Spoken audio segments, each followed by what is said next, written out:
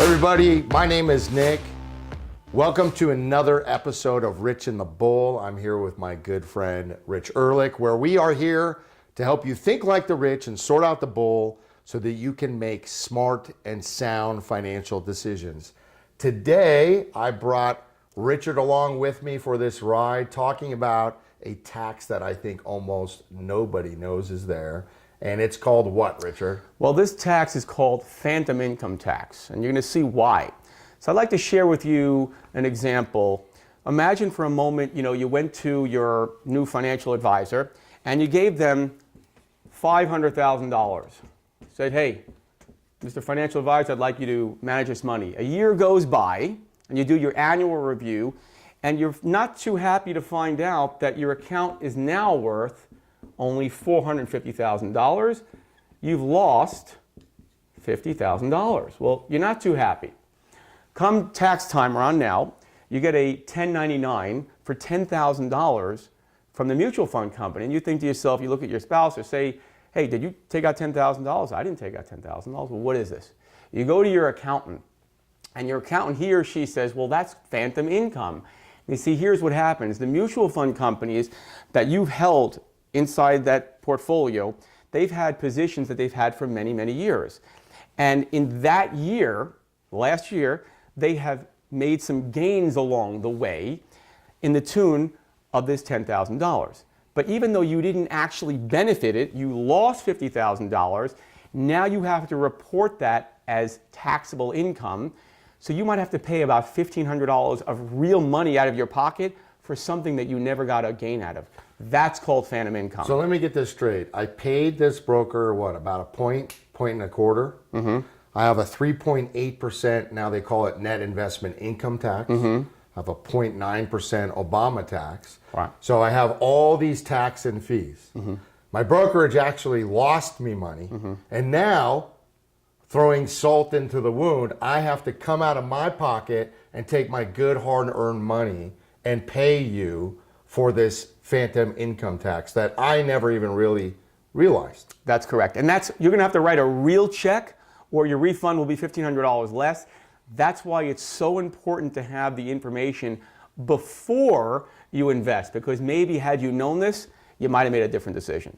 Now, phantom income tax affects people in what other aspects that you see them out there in investing? What other issues affect phantom income tax? Well, typically what happens, this is mostly affects people with mutual funds.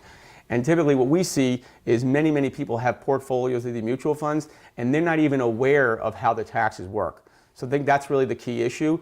You need to be understanding how the taxes work. And if you're okay with it, that's fine. Most people, when I speak to, don't like to pay tax on money they didn't receive. Had you gotten the $10,000, right, mm-hmm. then you could have, well, what were you going to do with that, right? You would have done something with it. Here, you didn't get it, and you still had to pay tax on it. Yeah, it's an easier pill to swallow, obviously, when there's some kind of realization. Right. And so, now, are there ways around this? Are there things that people can do? Absolutely. Had somebody known this information before, you might have said, hey, I had some winners, I could have offset some losers.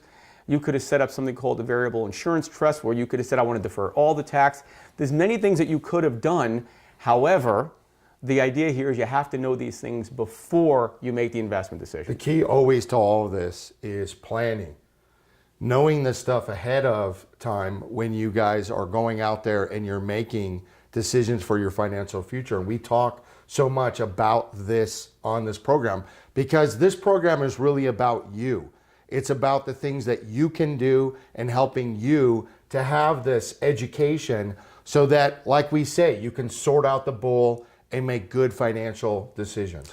Well, I'll tell you, in closing, the idea here that you talked about at the very beginning is think like the rich. The rich understand how to use what is available to all of us, right? But the key thing is you have to know how to access that information. That's really what this whole program is about. And I congratulate every single one of you for being proactive and starting to really taking the financial bull by the horns, as you like to say that every week. Yeah, and reach out to us. If you have certain episodes or things that topics that you would like us to talk about, we want to hear from you. What did you like? What did you not like? Are there other things that you would like us to bring up to you? We would love to know those.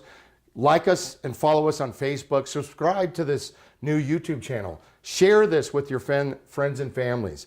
Like and share, comment on our videos. Again, tell us what you like or what you didn't like. If you do that, you're going to enter in for a $25 Amazon gift card. Stay tuned for our next episode. We're going to keep building on these different things. We're also going to have episodes where we tie all these different issues into one nice little wrapper so that you can get your hand on it and you can really affect your financial future. So remember, take the financial bull by the horns. Don't mess with the bull, but remember to share us with your friends and family because it's the best thing that you can do for you and their financial future. Thank you, guys. Thank you.